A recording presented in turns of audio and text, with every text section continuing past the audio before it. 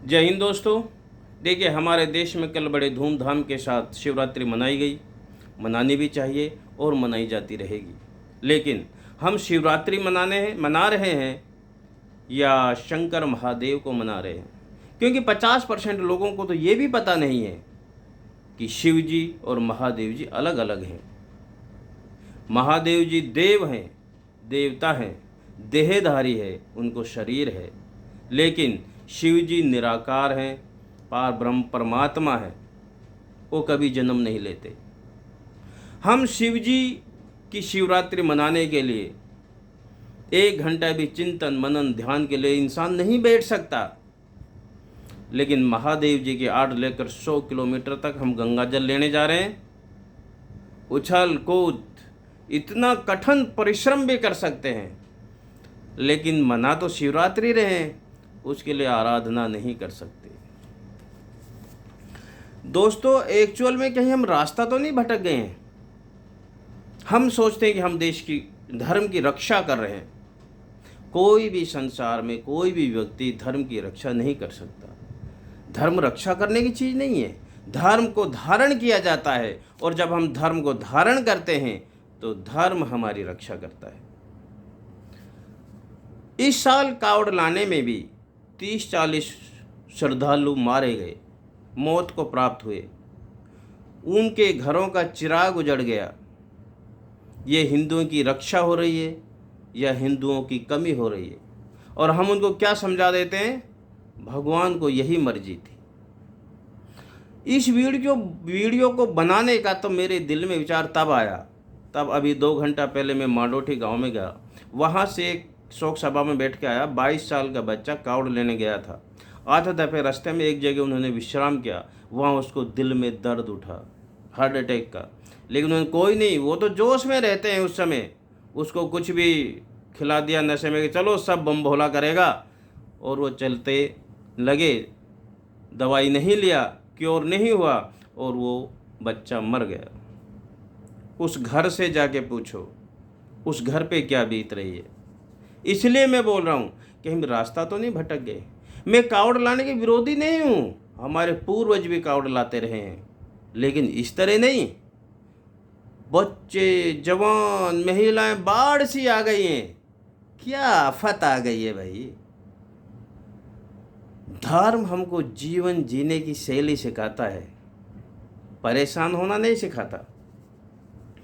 और तो और सरकार भी इसको बढ़ावा दे रही है, श्रद्धालुओं पर फूल बारिश कर रही है। उस जोश में होश मत खो आप। सरकार क्यों बढ़ावा दे रही है? उसका उल्लू सीधा हो रहा है, उनका वोट बैंक बन रहा है। लेकिन क्या आपने कभी सोचा, अब धर्म की रक्षा के लिए जा रहे, धर्म और देश तो एक ही होता है, तो आपको शहीद का दर्जा दे रहे। यदि आप वहाँ जान दे रहे हैं, आपको शहीद का दर्जा 15-20 लाख रुपए सरकार दे रही है? नहीं, केवल आपका उपयोग किया जा रहा है। दोस्तों, एक श्रद्धालु 22 फीट ऊंची कावड़ लेके आ रहा था। हाई टेंशन तार से टच हो गया, करंट आया और कावड़ ये खत्म हो गए। इस चीज को जितना बढ़ाएंगे उतना ही हानिकारक होगी। क्यों?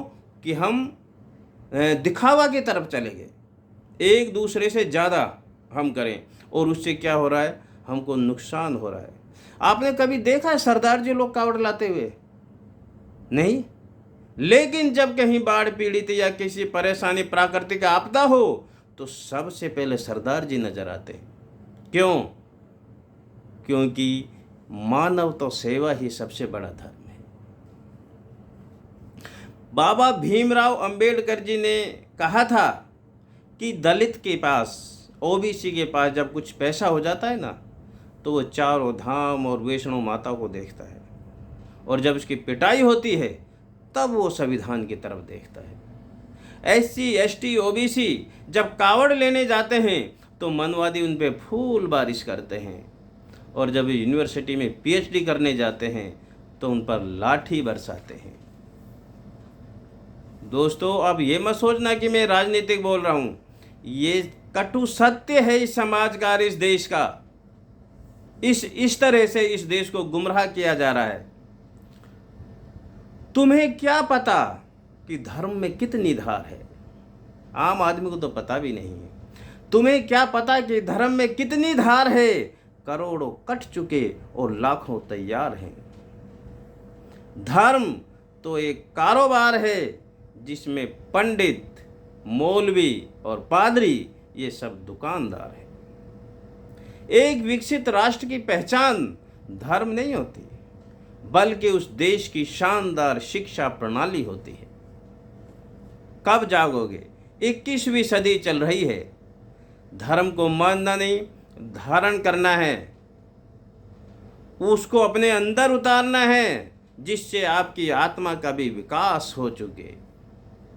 और मनोरंजन करने जाना, खेल कूद, छुट्टियां मनाना, वो तो आप ऐसे भी जा सकते हो। धार्मिक स्थलों पे बिना मतलब भीड़ करके मर जाना, वैष्णो माता के वो प्लेटफॉर्म टूट गया, खाई में गिर गए, इतनी भीड़ हो जाती है कि वो बड़े बड़े एक्सीडेंट होते, खाटू श्याम में भगदड़ होगी, वहां मर गए। धर्म नहीं है ये सब दुकानें हैं, दुकान। आज इतना ही। जय हिंद।